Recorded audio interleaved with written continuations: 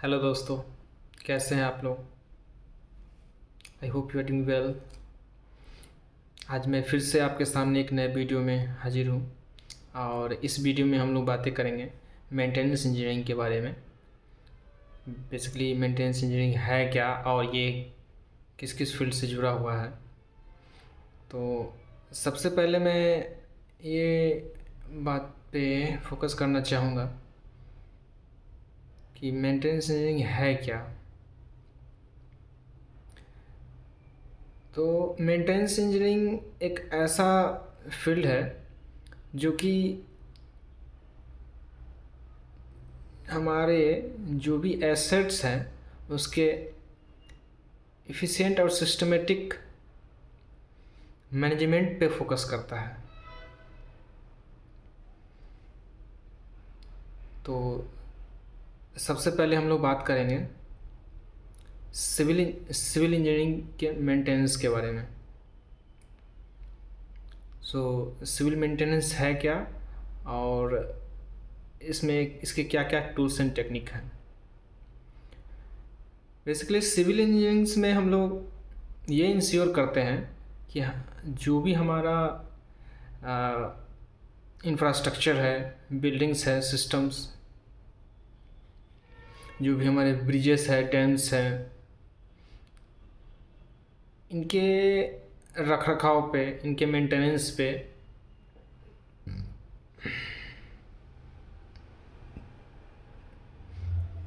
हम फोकस करते हैं। ठीक है, इसमें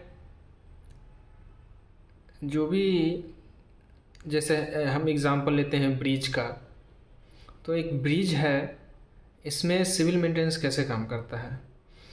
तो सिविल मेंटेनेंस में हम लोग ये इंश्योर करते हैं कि ये जो ब्रिज है आखिर ये कुछ ना कुछ कॉलम्स स्ट्रक्चर से बना हुआ है, तो उसमें आपका जंग ना लगे, इसलिए टाइम टू टाइम उसको प्रिवेंट करने के लिए हम लोग टेक्निक यूज करेंगे, उसको उससे प्रिवेंट करेंगे।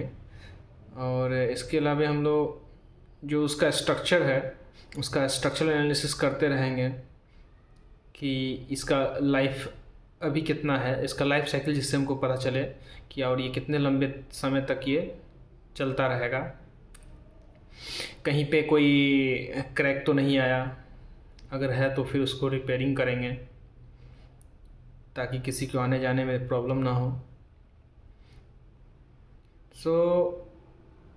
और जैसे कि इस पे हम ये भी इंश्योर करेंगे कि कोई पानी तो यहाँ पे जमा नहीं हो रहा है, ड्रेनेज सिस्टम का सही व्यवस्था है कि नहीं। ये सब जो चीज़ें हम लोग देखते हैं, ये सब सिविल मेंटेनेंस के अंदर आता है।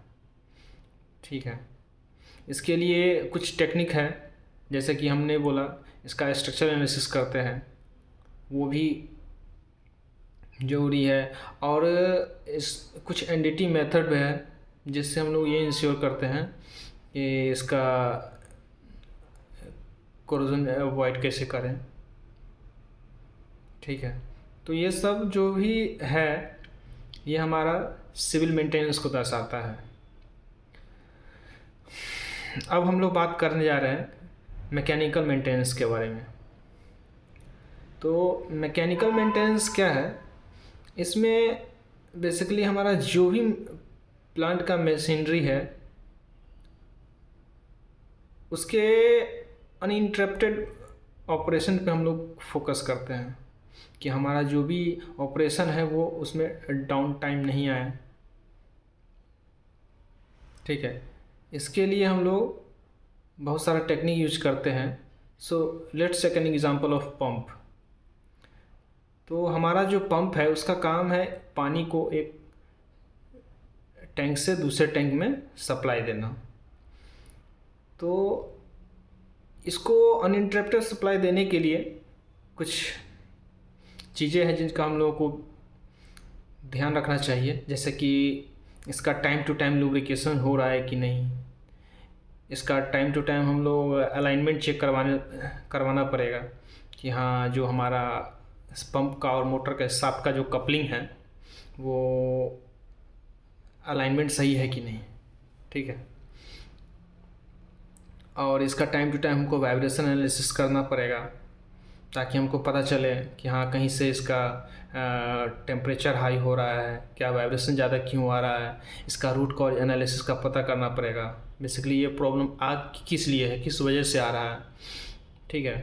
तो मैकेनिकल मेंटेनेंस में हम लोग इस बातों का ध्यान रखते हैं कि कोई भी जो मैकेनिकल मशीनरी है या सिस्टम्स है, उसका ऑपरेशन हमको कंटिन्यूसली कैसे मिलता रहे, ठीक है। और इसके लिए हम लोग हमेशा कोशिश यही करते हैं कि कभी भी ऑपरेशन बंद ना हो, ठीक है, जिससे हमारा कि इंडस्ट्री में लॉस ना हो। अब हम बात करेंगे इलेक्ट्रिकल मेंटेनेंस के बारे में। तो बेसिकली इलेक्ट्रिकल मेंटेनेंस में क्या है, ये जो हमारा यूज होता है जैसे पावर डिस्ट्रीब्यूशन सिस्टम में, ठीक है। तो इसमें क्या है कि जैसे हम इंश्योर ये करते हैं कि हमको जो पावर जैसे सप्लाई देना है उसमें एक्यूरेट वोल्टेज है कि नहीं, उसका कितना एम्पियर करंट जा रहा है, उसका फ्रीक्वेंसी क्या है, ठीक है। तो ये सब चीज़ों का हमको उसमें ध्यान रखना पड़ता है। और इसके लिए भी बहुत सारे टूल्स एंड टेक्निक है।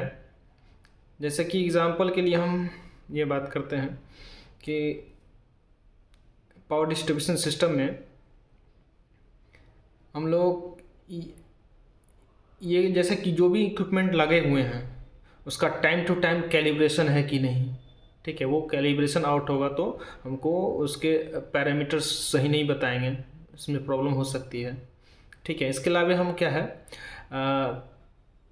थर्मोग्राफी जो है, थर्मोग्राफी उसका इस्तेमाल करते हैं, जिससे हमको ये पता चलता है किस एरिया में टेम्परेचर ज़्यादा है। अगर जिस एरिया में टेम्परेचर ज़्यादा रहेगा वो ऑटोमेटिक वहाँ पे हमको ज़्यादा ब्राइटनेस शो कर देगा, ठीक है। तो ये कुछ टेक्निक्स है जिससे हम लोग इसके पावर डिस्ट्रीब्यूशन सिस्टम को अनइंटरप्टेड देख रेख कर सकते हैं, ठीक है। इसके अलावा हम लोग जैसे कि कहीं पे हम पावर दे रहे हैं, जैसे 220 वोल्ट का सप्लाई दे रहे हैं, कहीं पे हमको रिक्वायरमेंट है 8 एम्पियर का, ठीक है। तो उसका जो पावर फ्लक्चुएशन है वो अगर ज़्यादा ना हो, ज़्यादा होने पे हमारा जो भी सिस्टम है वो डैमेज हो सकता है, ठीक है। इसके लिए एक एमसीबी हम लगा सकते हैं वहाँ पे, ठीक है, कि एमसीबी लगा देंगे जहाँ पे जैसे ही पावर 8 से ज़्यादा होगा वो ऑटोमेटिक सर्किट ब्रेक कर देगा और हमारा जो भी इलेक्ट्रिकल इंस्ट्रूमेंट है वो सेफ हो जाएगा और इससे हमको लॉसेस नहीं होंगे, ठीक है। तो बेसिकली यही था दोस्तों, आज हमने मेंटेनेंस रिलेटेड बातें की और ये सीरीज कंटिन्यू रहेगा, ठीक है। आई होप आप लोगों को अच्छा लगा होगा। Thank you.